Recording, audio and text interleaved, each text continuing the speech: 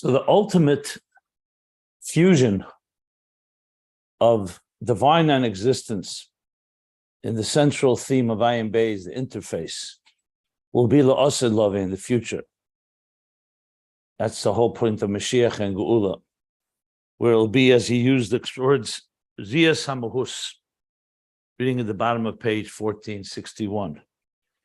V'ro, v'nigla k'ved Hashem, v'ro, k'ved Hashem, the glory of God will be revealed, v'ro, and will be seen, not just known, but seen.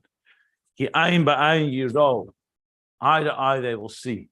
And many other such verses, quite a few of them are also cited in Tanya chapter 36, which is the central chapter on the purpose of existence and la'ased lavi, what will happen when it's all the purpose and the tachlis will be realized, and that will be the total fusion, as I said, between matter and spirit, between divine and existence.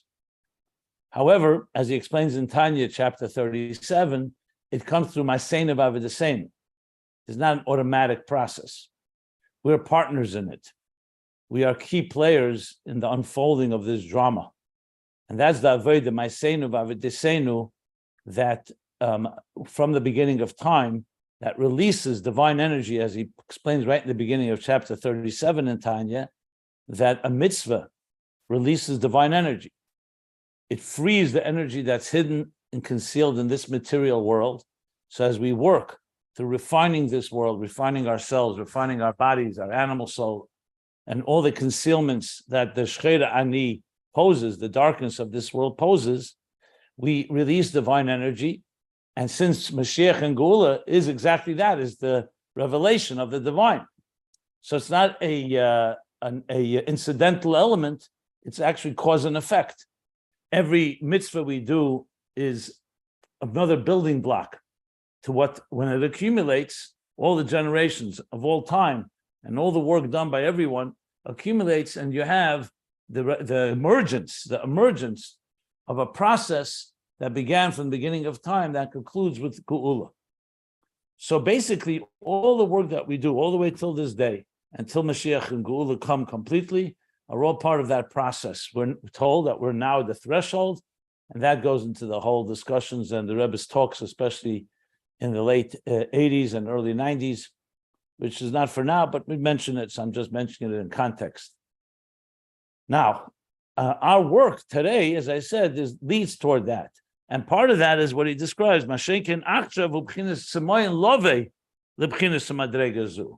so today, we don't have that full revelation, but we can, and we should, and this is what we are charged with, is to work, to reveal. And part of the revelation is to firstly feel and be aware that life is not normal in this world, as long as the divine, the very purpose, like he explained at length in the previous paragraph on page 1461, that true life, chaya chaim, chaim amitim, MS in general, true reality, true life, is only Atzmus. Even the highest levels of Giluim are pale and are basically what he called lifeless. He called them daimon, bli chayis klal.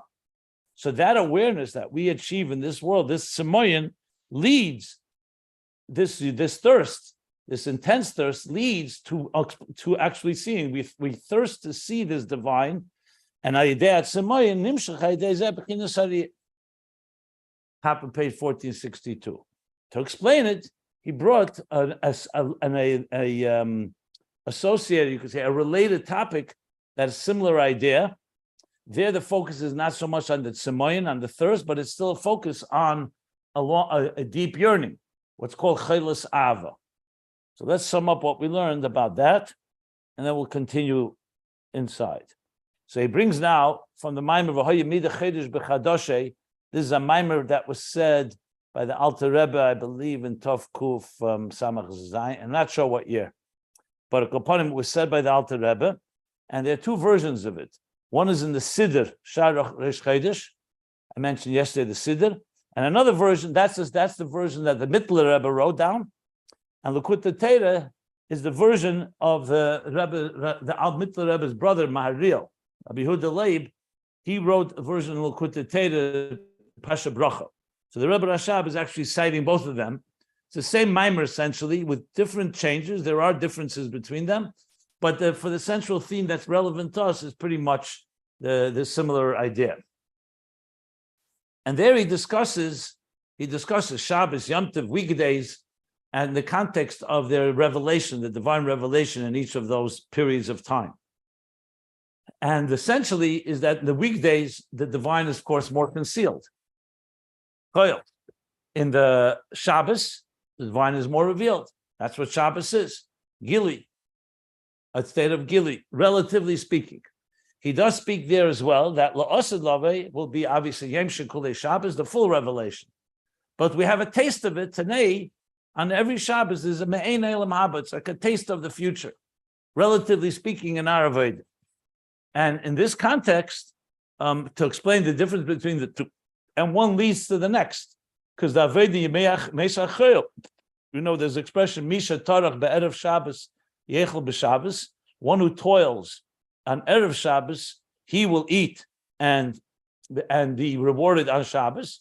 So Shabbos is essentially an outgrowth of our work in the 6 days. That's why we say Sheishis Yomim, 6 days Hashem worked and created the world, then came Shabbos. Same thing, we work in refining the world, and on Shabbos we benefit from the delights, the divine revelations that we were able to build up throughout the week. The truth is, I mentioned before, the whole process of all of our Havaya is sometimes referred to in the same way. The Shita al-Fashrin, the 6,000 years, is like the 6 days of the week. The work, Ma'aseinu v'Avodesenu, that we work, and then Yom Shekulei Shabbos u'Menucha, the 7th millennia, is the reward, is the result of that work, and that is the Gula. So Ma'ein Zeh, in a microcosm, you have that every week, weekday and Shabbos. Now, there he also brings this Maimer Chazal, which is in Tainis Daf Ches Ayin Beis, 8b, Tainis.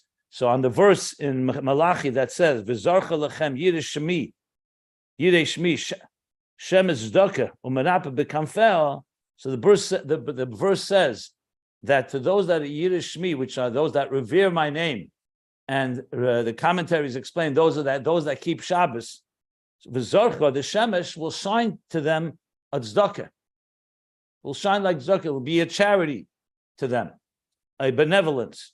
Umanapa become fair, and will heal with its wings. So Ma'amer Chazal on that verse says that Shemesh b'Shabbos tzedakah laniyim. The literal meaning is that the sun that shines, the sunshine on Shabbos, is a tzedakah, is a charity, is a type of bestowing a blessing to the aniyim, to the poor. The simple explanation, Rashi says there, is that on Shabbos they enjoy the Shabbos, and that's what Shemesh b'Shabbos means, the enjoyment of Shabbos, that also sates them and feeds them, so to speak. That's what he says there on Shabbos. Yeah, that's what Rashi says. Another Rashi in another place in Gemara says that because on Shabbos the Aniyim eat more delights than during the week, and they're not used to it, so the sun helps heal them and helps the digestive process. Just to point out what the literal meaning of it is in the Gemara. Obviously, Chassidus goes deeper and explains what is the deeper meaning of this. Not just a technical thing that the sun is shining and they're warmed, even if the weather may be cold, they're warmed. That there's a deeper meaning, and what's the deeper meaning is this: that during the weekdays, not Shabbos, during the weekdays, we are in a state of chelas ava, because the divine is concealed. So in a state of love sickness, meaning we recognize that we're lacking something, we're deprived, and through we contemplating that the yesh of this world is disconnected from the ayin, so that creates a yearning, a love, a chelas ava. He actually explains that the word yimei chayil, which means weekdays, also comes from the word chayli, illness. So chayil can be weekday or mundane, and it also comes from the word chayla, referring to chelas ava. So therefore, we need the support samchuni ba'ashishus ki chelas avi anoichi, and that's due to this isbonus that the yesh is opposite from the ayin, and the 6 days of the week, where what dominates our lives, the yesh, the work, the mundane realities of this world. And therefore it develops a chelas ava, love sickness that is yearning by yesh hazeh. It wants to see chayfetz u'mishtekek me'et sheyegila ayin ba'yesh. That the truth is, the contemplation tells you that the yesh in which we are immersed in this world, in this weekday, in this mundane world, really is sustained by the ayin, and more than that, its very essence is the ayin. However, the yesh dominates and conceals on the divine ayin. So the chayfetz, the desires, that causes the chelas ava, that creates that longing, that love sickness of the weekdays. And the same thing happens through the hisbaranus when we contemplate on the power of the Ein Sof that creates and sustains in a perpetual way this world. All that contributes to the love that we are. The love sickness meaning something we're lacking and we're loving, but we don't have it. We're not quite satisfied. We're not satisfied at all. Now, all this is a true hasaga gemura, meaning it's a true contemplation, and it's like you're feeling it. It's as if he sees it. And that's why it creates such a deep love. If it was just from a distance, an abstract idea, it's one thing. But the more you can perceive, the more you can envision, the more you can imagine what Elokus is like, the deeper the Ava will be. Or you could say the Chelas Ava, the deeper will be the longing and the love toward it. So that is what he says in that, what he discusses more or less in those Maimarim. And then the Rebbe Rashab's here, the emphasis is also on the Tzimoyin. Those words are not used in that Maimer. That's literally, I looked it up obviously, and I see that that's really what he's distinguishing. He wants to just bring back the language of Tzimoyin, Samalacha, Sama Nafshi Lalakim, Mosei Ave Ve'era. Pnei Elikim, that is the language that's what's being discussed here. But you can definitely parallel the two, and that's why he's referencing it and referring to it, because it's a similar idea. The idea that when a person is lacking, it develops a chelas ava is the language in that mimer, and here the language is tzimoyin. That's coming from, it's not just language, it looks like it's also the content. Megedla tzimoyin, the great thirst, intense thirst, toward Atzmus Ein Sof, which is chayecha hamiti. There, the language is not chayecha hamiti. There, it's more the ayin and the yesh. Here's chayecha hamiti. So it could be he's talking here about even a higher level than there. But as I mentioned yesterday, but because he's talking about Atzmus, there he's not so much talking about the source of all life, and everything compared to that as a midbar is a lifeless desert. But the idea that there's a yearning and a longing is what's in common here. And now comes the second half. And that's what he brings also from that mimer. By that Tzimoyin Hazeh, I'm just summarizing what we learned yesterday. Through this thirst, Hine Shemesh b'Shabbos Dokel Aniyim.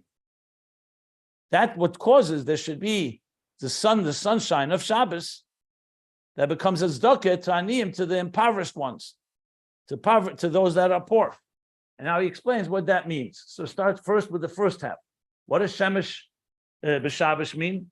What's on Shabbos? The sun shines every day, not just on Shabbos, because it refers to Shemesh Havaya. There's a pasuk Shemesh Havaya Mogen Elikim. Shemesh Mogen Havaya Elikim. The sun and its sheath and its shell is compared to Hashem and Elikim. As he explains in Shari Yechad Amunah, and we learned this earlier at length as well. Havaya is Gili Elikus, Elikim is the Helam and Simtsum, like the Mogen, that is like the filter, somewhat the sheath, that with the sun is within. So the same thing is here. Shabbos is therefore the level of Gili Havaya, Shemesh Havaya. So even though the sun shines every day, but on Shabbos it's a Gili of Elikus that's not there in the Yimei Sachel. So in many ways, the Yimei Sachel, we feel the lack, the void, the vacuum is there. And that causes the chelas ava, or as he explains here, the thirst. So that thirst in turn generates meya b'chin shemesh havaya. And he explains, because Shabbos is v'karosh l'Shabbos enig. Enig is pleasure. Pleasure is not just physical human pleasure. It means karosh l'Shabbos enig, that it's a revelation of the highest levels of the divine. As we learned earlier, there's the 10 spheres from Chachma through Malchus. Higher than that is Ratzon Arich, and higher than that is Tainug, Atik. So Shabbos is the Gili of Einaga Atzmi of Atzmus Ein Sof. That is what the soul is longing for in the weekdays, when things are concealed, when the divine is concealed. And more specifically, the 3 meals, that's the level of Tainug, and specifically the 3rd meal, which is Pnimius Atik, so it's the highest level.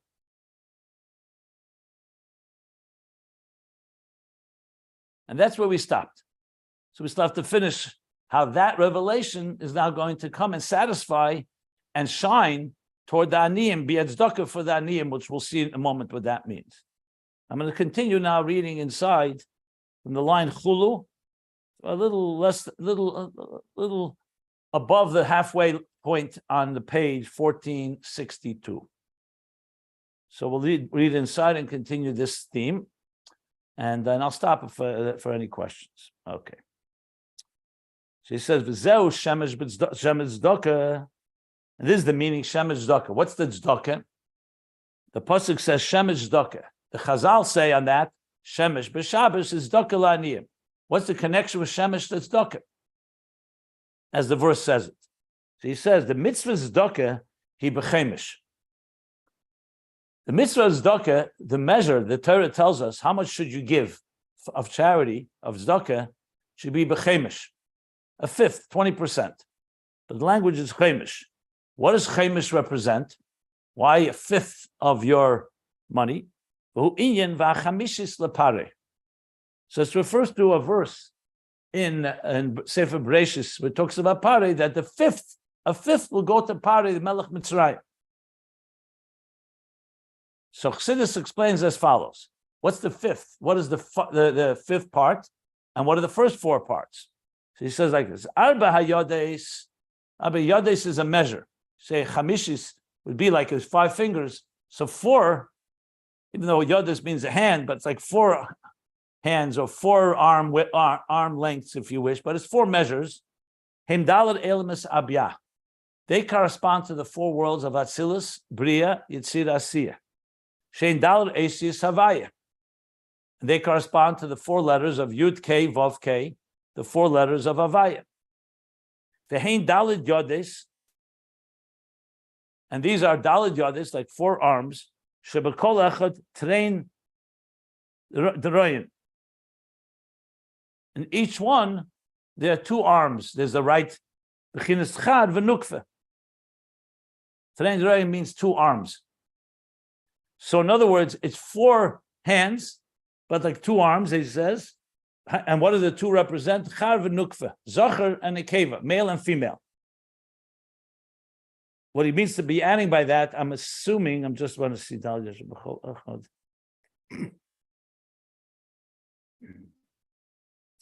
I think why he's adding that, because he wants to show that it reflects the structure of existence.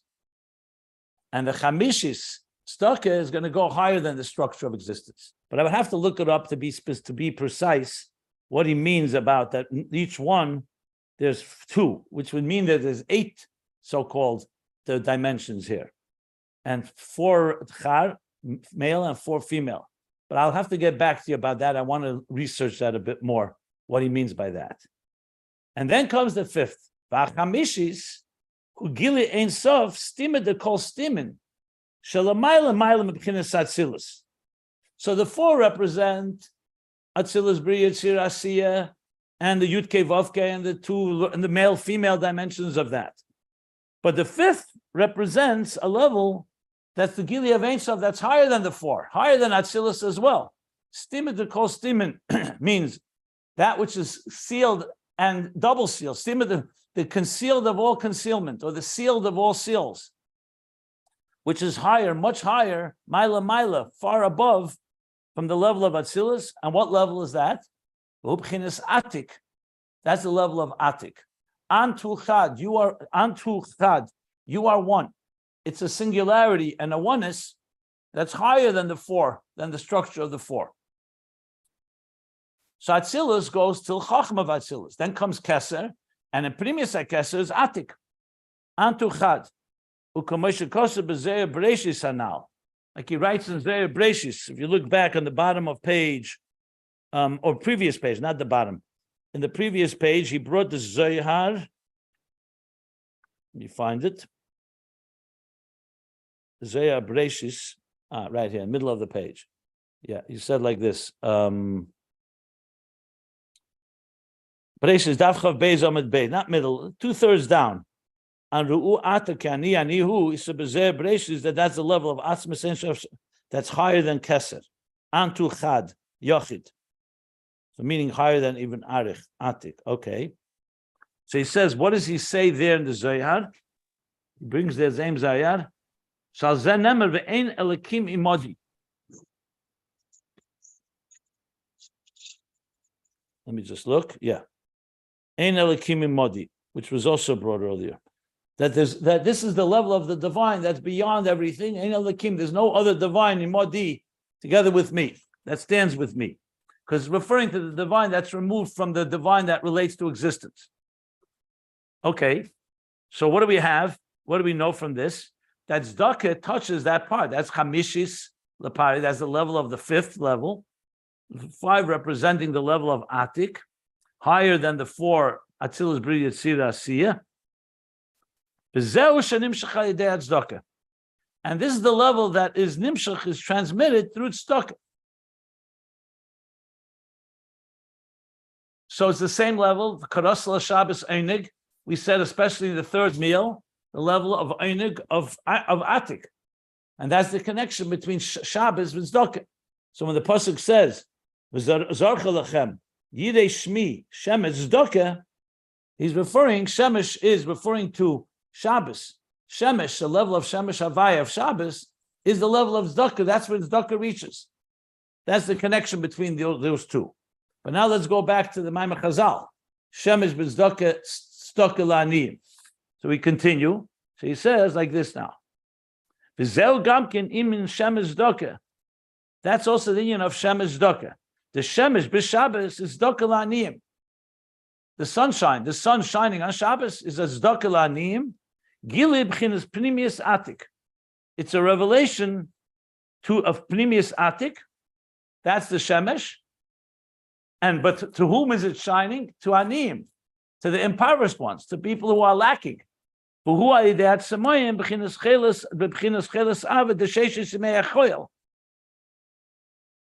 this emerged through the tzemayin. Tzemayin here apparently is referring to the aniyim. When they were first in a state of aniyim, they felt impoverished, they felt lacking. That very thirst, in a state of chelas ava, of love sickness, of the 6 days of the week that we learned above. That in turn, nimshach b'Shabbos gili b'chinas v'chamishis hanal. That causes that causes that there should be the gili Shabbos of the level of chamishis hanal of Atik of Tainug. Ukiyadua, as it's known, the Suda Shlish is the Shabbos, that the 3rd meal of Shabbos, he me'ain de la'asid, is like a taste of a similar me'ain, a smidgen, a appetizer, if you wish, a similar to la'asid b'madrega hayesa el yena, on the highest level of la'asid, because it's referring to Pnimius Atik. The first 2 meals of Shabbos in general is also me'ain la'asid, but the 3rd meal takes us to the highest level. As was explained at length earlier, and that's in volume 2, long discussion about this with the 3 meals. I can refer you to it if you like. A long discussion about the 3 meals. That was the whole piece about man. I don't know if any of you remember it, but it was a long discussion. Let's see here. It's probably in the Maimorim of around Sheftim, Kiseitse. It's actually this type of weeks, yeah. The Sheftim Kiseitse, around page 1100. Maybe a little earlier even, around 1100, 1105.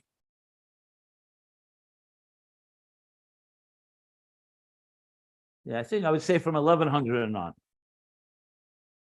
Yeah. And I'm not going to go through it in detail now, but there he was discussing the 3 meals in very detail about how there are 3 levels of how we move from the weekdays. In the weekdays, the divine is more concealed. Then a Friday night, the first meal, it begins to emerge einig, but it's still an einig that's relative, like mamala kalalman, to the weekdays. The second meal is a little higher level, where it's just einig on its own, so it's somewhat like seviv kalalman. And the third meal is like etzem, pnimiyas atik. That's referring to something, an einig that's einig bilti murgish, as he put it, an einig that's not even felt. So there's einig murgish, einig bilti murgish. A lot to say about this, but it's very relevant. It's very relevant to the central theme of Ayin Beis. So by bringing it here, it actually connects it all to the bigger theme, and that is that we climb the ladder as we interface with godliness. We ultimately reach the third meal of Shabbos, but we don't start with the third meal. So as the weekdays represent the work in this world, immersing ourselves, the hard work of birurim, as he puts it there. Birurim, separating, clarifying, refining Elam Haza, the physical world. On Shabbos, we don't have birurim. Or it's bir eichel metei cheichel. There's two levels in Shabbos itself. You don't have birurim, that you don't separate the waste from the nutrients, from the food itself.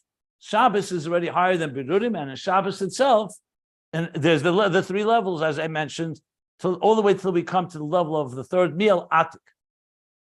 So he's connecting that here to Shemesh b'Shabbos rather, or Shemesh Daka. Shemesh b'Shabbos, it's Daka l'Anim. That's what Shabbos does. That through our thirst and our work in birurim, in the weekdays, the chelas ava, chel from the word chelas ava, love sickness, and the context here, thirst. That very thirst generates and reaches, as we've said, the highest levels. And on Shabbos, we get a taste, the third, especially during the third meal.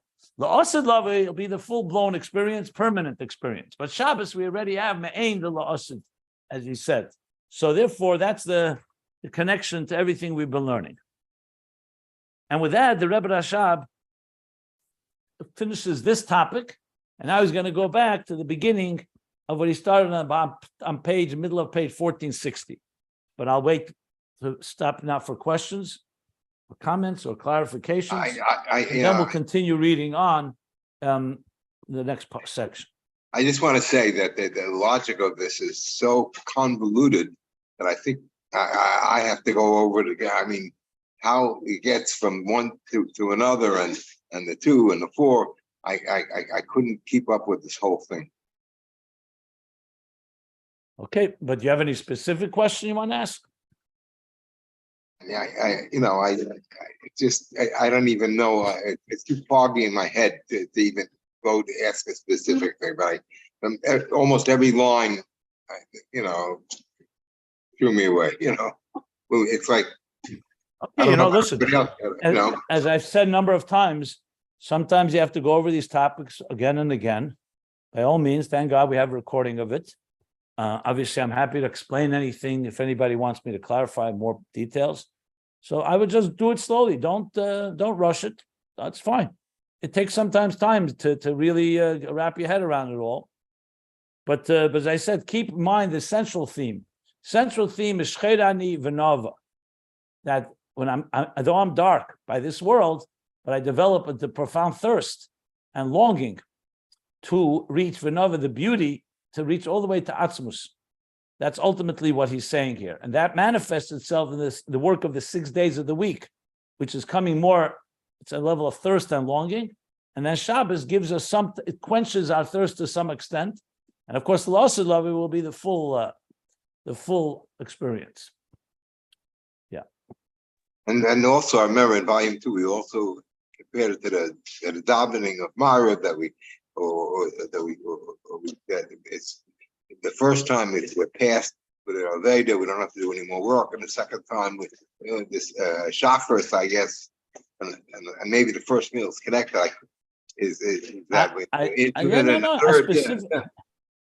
I specifically didn't want to go into the details too, because I didn't want to overwhelm the subject matter. I just referred to it and gave a little summary of what we learned there.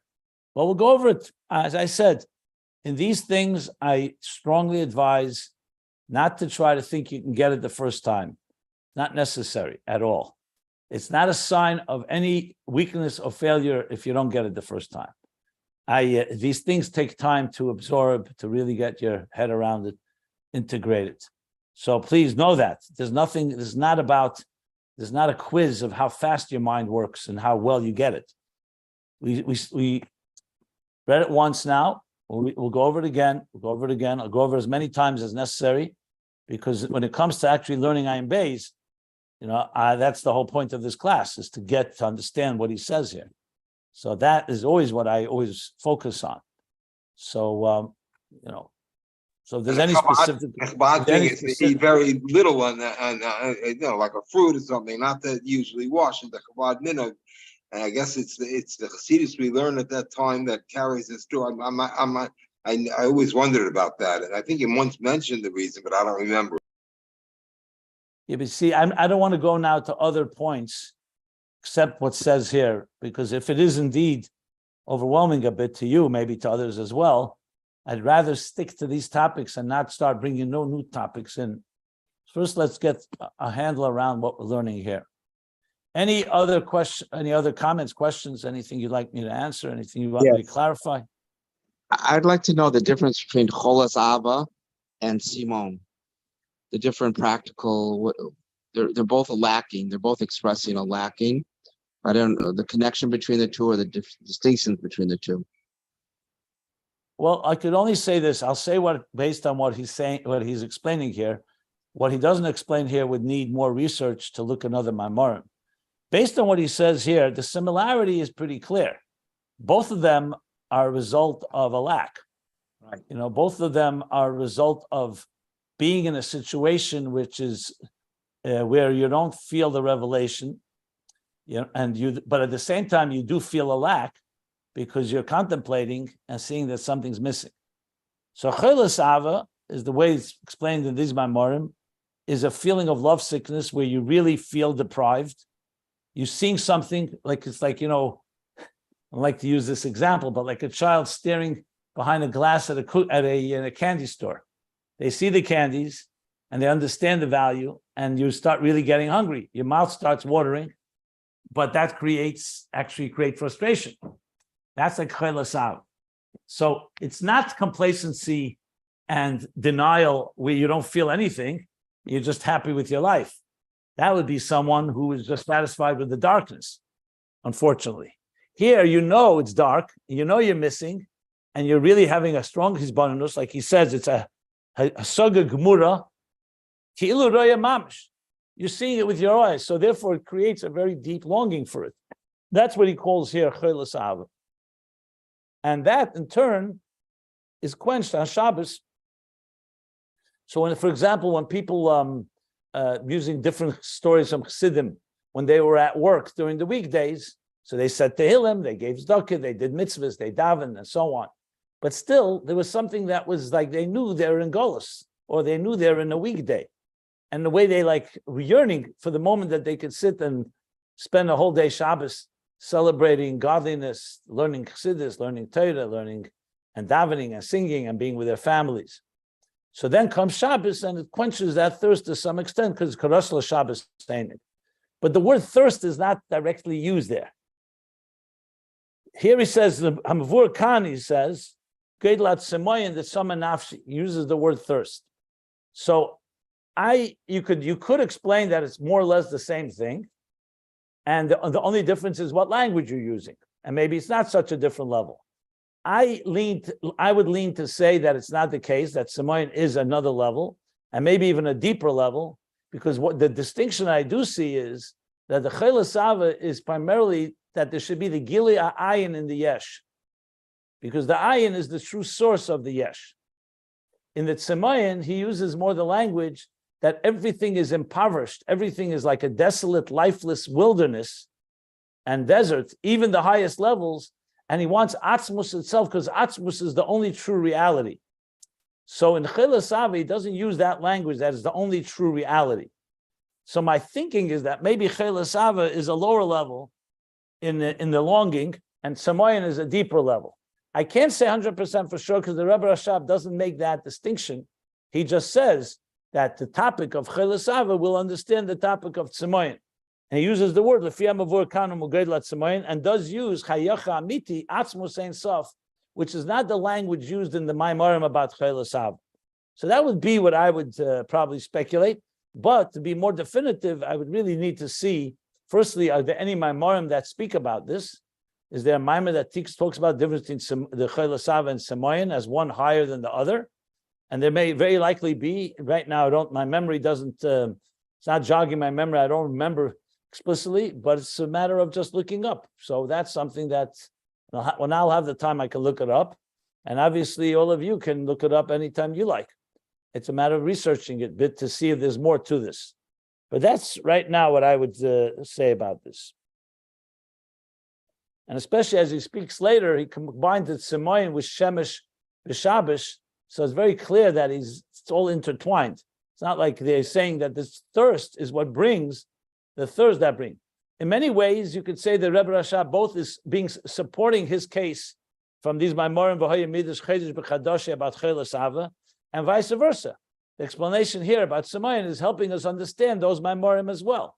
So it's like very often in Chassidus, two different Maimorim Chassidus, each help support to understand each of them without necessarily going into if there's different levels or not. So it could also very well be that it's just a cross-pollination of and a synergy between two different Maimorim to explain more or less a similar idea.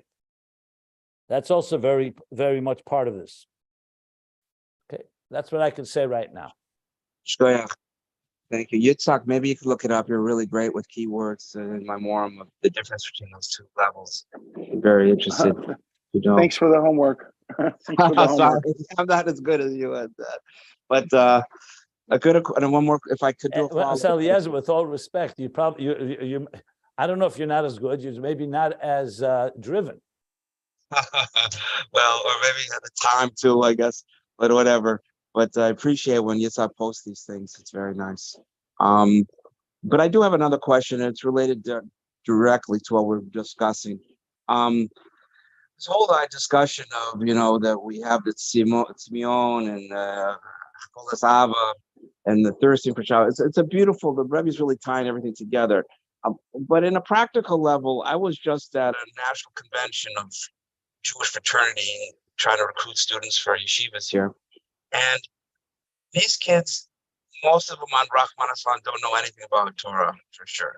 And it's hundreds of them, hundreds. I just met hundreds and hundreds and hundreds of kids from all over the country. And my question to you is, it's Hester, what is it? Hester Panim, the double concealment, meaning that what do you do? Is the Rebbe going to discuss or is discussing, or can you take from what we're learning here, how we deal with people that don't even know they're thirsty? You keep going in and out. Your voice is I'm sorry. Speak closer to the microphone.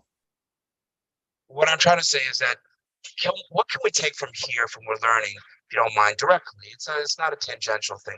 Were you at the class yesterday? Were you in yesterday's class? About the double fulfillment that if you don't even know. Were you in yesterday's class? Were you here in yesterday's class? Yes, I was. I was very good, but I don't. I spoke about how Tzemoyin manifests many different ways. What you have to do is find for each individual where their thirst is more apparent. Obviously, for someone who doesn't know what Atik is or Atzmus, and is pretty comfortable in their life, they're not going to exactly start yearning and longing and love sickness for all these levels. So you have to find, this is where Chassidus always talks about Mipsari Echzelaka. We have to find in our own lives something that's an opening, like a hook that will get someone's attention. Very often in my presentations, I may even sing a niggin. A song sometimes triggers something in people. They suddenly feel something a little like some resonating yearning for something. So this comes down to the effect of the mashpia. Each teacher, whether it's you or anyone, has to find something that can touch a heart, that will get the thirst for more going. It's case by case. There's no rule really here. It's just good communication. If it touches you, the real litmus test that it touches you is that you can touch someone else. So I would suggest looking and digging and getting advice if need be. Right. This is what is very much my line of work, obviously. But it's you don't have to give them the highest levels of every word of Ayin Beis. You have to find that which speaks to them. You know, when you bring, for example, students to Israel, you go to the Kotel, many of them start crying. Or you bring them for a Shabbos, either here or somewhere else. These things are tools. It's not, God forbid, not to manipulate, but to trigger, to get them in an environment, they suddenly feel something, a pang, a longing, a thirst for something. What? But there's no question we live in a world where there's so much going on that's inundating, and overwhelming and seducing the senses of every person on this earth, especially the young. So the competition is fierce. I'm not suggesting it's hard, it's easy to get through, but that's our job, you know, and you could do it. We've seen it work. So,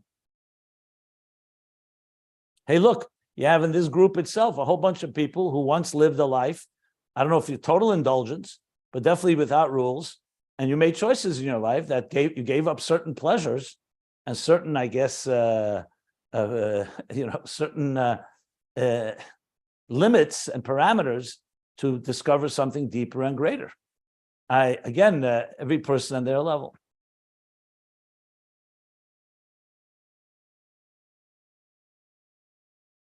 Okay. Yeah, I Did you hear lose it. it? But the question, yeah, I heard what you're saying.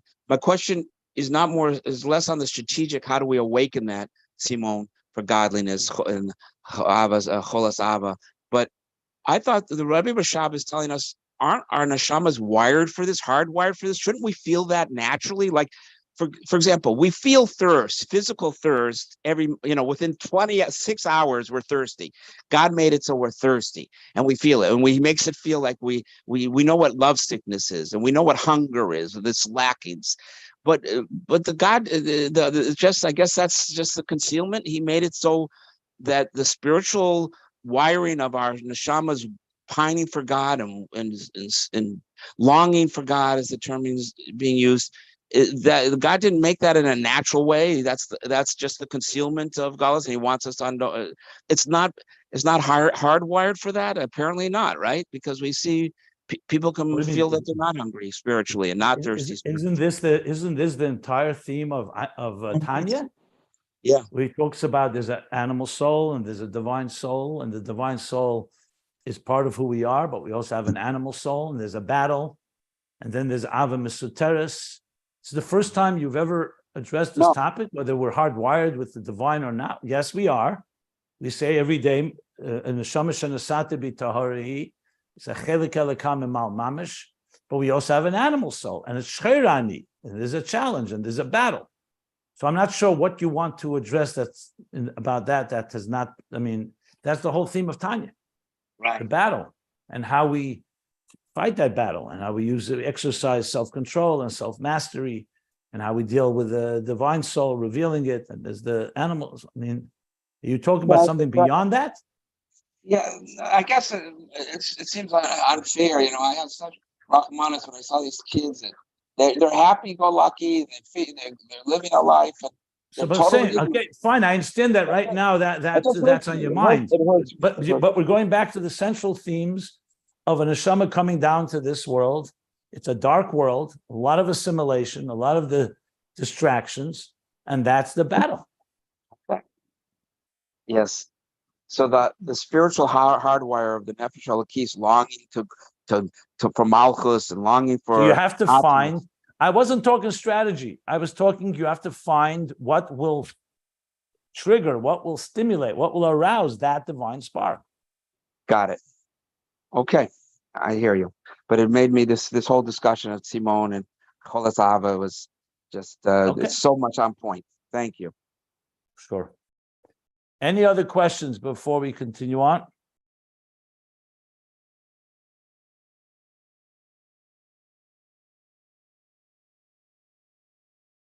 So this next piece, till the end of the paragraph, till the end of the page, is going back to explain.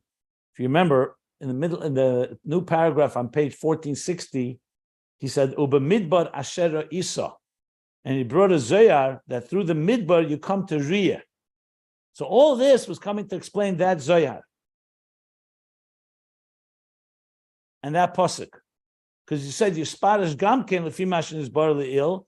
that Midbar the Kedusha is that comes through the Midbar of L'Umazeh, through the thirst, through the desolation and the emptiness and of the desert, brings us to the contemplation of the Midbar the Kedusha, and that leads to Riyah. So everything we've been learning the last almost 2 pages, from middle of page 1460, has been coming to explain that statement. So returning now, Midbar Asher Isa, which followed, if you go before that, followed the concept of Midabrech Nava, that from the wilderness or from the speech, Nava comes beautiful words, or beautiful from the Mina Midbar, that comes from the Midbar, which is the intensity of the thirst and the longing and the love that comes dafke in a state of shchira and darkness, a Midbar. So he's now going back to that. So I would probably have made this a new paragraph, actually, where we are now. V'zehu u'b'midbar asher isa. And this is the meaning of b'midbar asher isa. In the wilderness asher isa that you saw. Why is he using the word seeing? And remember, Riyah is an operative theme since page 1352. Riyah, the eye that sees, the pupil of the eye that needs the support from outside light. But the truth is the eye itself sees. And la'asid lavi, the eye will see without an outside light. It will come to see on its own. So the word Riyah is used consistently throughout this whole section. If you want, you go back, for instance, where on page 1454, he says, Umakoze yuvan amoshel deriyas ha'ayin b'neshamas lamata. So you see how central it is to this whole discussion. Riyas ha'ayin and neshamas below. What do they see? So today we see little, and we need support from outside, siyua, to help us see. The malachim, the Torah, Ein Ha'eda, everything we've learned. Ultimately, we'll be able to see this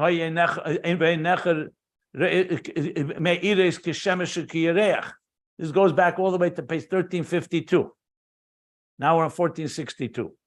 So he's saying now, Zeu b'midbar asher isa, shahidei ha-midbar, v'tzimoyin, through the midbar, through the desert, through the desolation, or through the desolate desert, through the wilderness, and the thirst, boim lebchinas riyah me'ein ha'gilit lost. We come to a state of riyah, of envisioning and seeing, me'ein ha'gilit lost.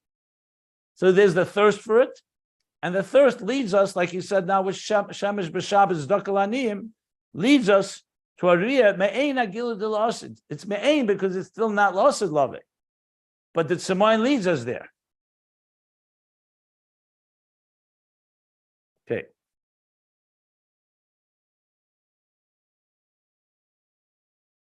Let's see now. Now comes a parenthesis, which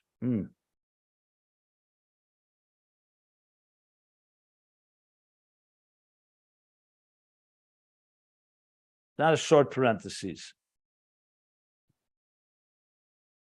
So I would suggest, I'm going to skip the parentheses, and I'm going to try to read the last section.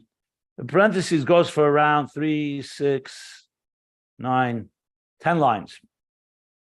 The last word is nefesh shekaka, but it is, I don't say tangential, but it's definitely a new subject within the topic we're addressing.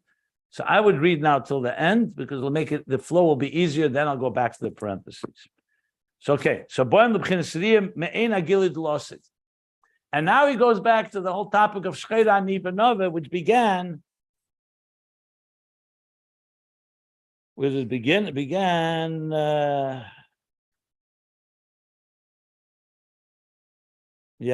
On page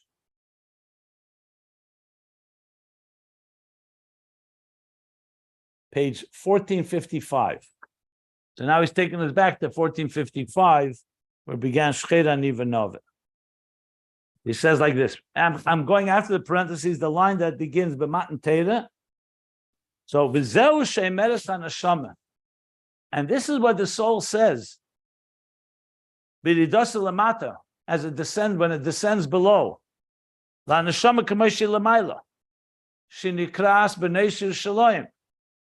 So this is what the soul, as it comes down below, says to the soul that's above. So here it's mashma that it's not different souls. It's the very soul, but as it stands above, it's called Bnei Yerushalayim, the daughters of Yerushalayim. Remember, Shcherani v'nova, Bnei Yerushalayim. So what does the soul say? Shcherani v'nova. I am dark and beautiful and comely. Tagam de Shchera. Even though I'm dark. Shemisalam b'chinas eira neshama b'ridasa lamata. Even though the soul is dark. Because the eira neshama, the light of the soul was darkened, concealed. As it b'ridasa lamata, as it descended below. When it descended below, nevertheless, hine al yedei zeh hivenova. Not just that despite that, because of that darkness, I am beautiful.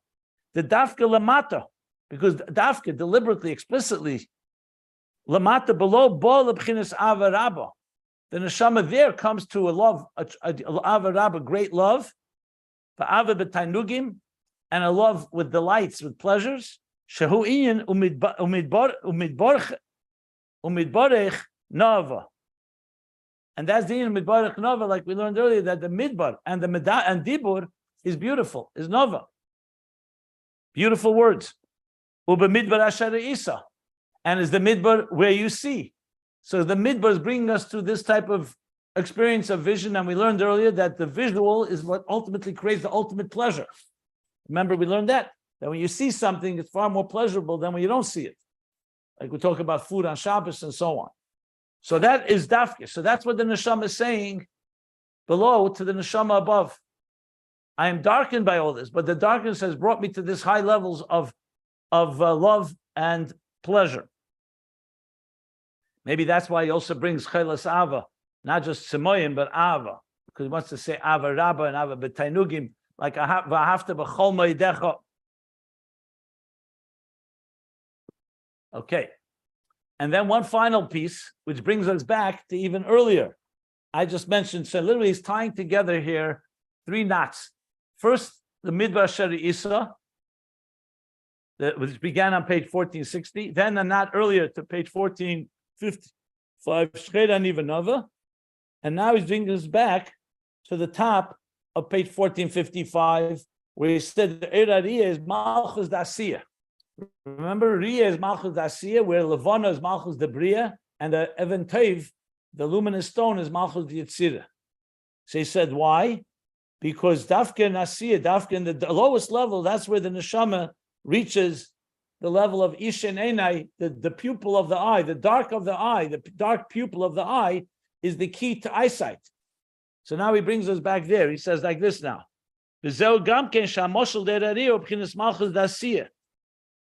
Top of page 1455, that the example of Eirariya, of vision, of eyesight, is a Malchus Asiyah. Why? V'hainu, this means there's galus b'chinas Atzmus haneshama, b'chinas ava rabba v'ava b'tainugim. The revelation of the core soul in a state of tremendous love and love of pleasures or delights, v'gam b'chinas Ariyah b'chinas Atzmus. And also the visualization, or you could say the resonance of Atzmus in the neshama, which is higher than the Riyah. Shalamayla b'chinas Ariyah, the neshama lamayla. Neshama lamayla also had the Riyah, we learned. Remember Yira Shalom, and he says it's a level of Riyah, but it's a level of Riyah in Atzilus. It's not ultimately, it's still Giluyim of Atzilus. Now we're talking about Riyah and Atzmus. So he said, all that, Zeu dafke b'nidasa ba'asiyah. That all comes dafke in as the soul descends into Asiyah, into the lowest world. The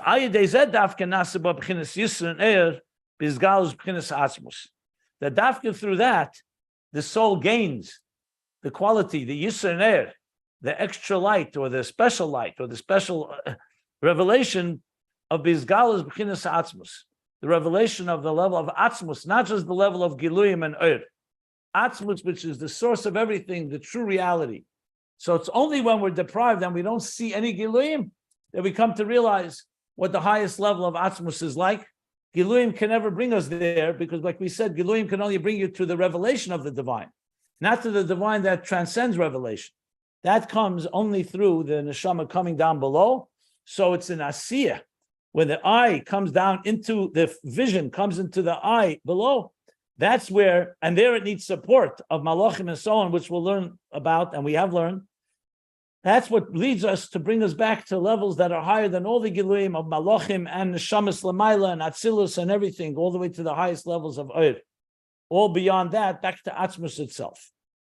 That's the thirst. And as I already pointed out, that this is definitely connected to the level of Ein Oid that we learned earlier, that's the higher than Havaya Elikim, that comes specifically from the darkest place. He doesn't mention Helam Atzmi. I can explain why I believe, but I don't want to go there right now. That we'll talk about as we go on. But it definitely connects to those highest levels. And in many ways, Atzmus is even higher than Helam Atzmi. But that we'll talk about more at another point. So finish the paragraph, but I know I skipped the parentheses, so we still owe it to us to learn that parentheses. But I just wanted to get the whole flow going here. That connects also all these pages back to literally page, like I just said, all the way back to page 1455, 1454. And then this concludes a whole section. We're going to now go back to page 1350. That's just the way this plot and narrative develops. So I'm going to stop here, question time, and then do the parentheses in the next class. Yeah. Any questions?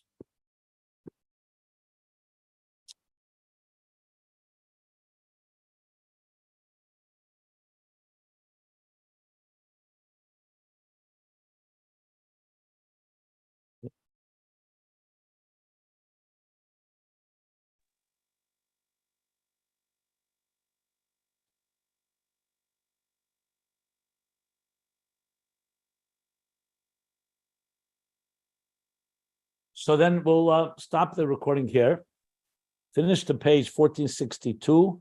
Again, we need to do that parentheses about Ratzeh and Shuv, which is, I see, pretty, okay, another important point, but we'll do that tomorrow. So I'll stop now.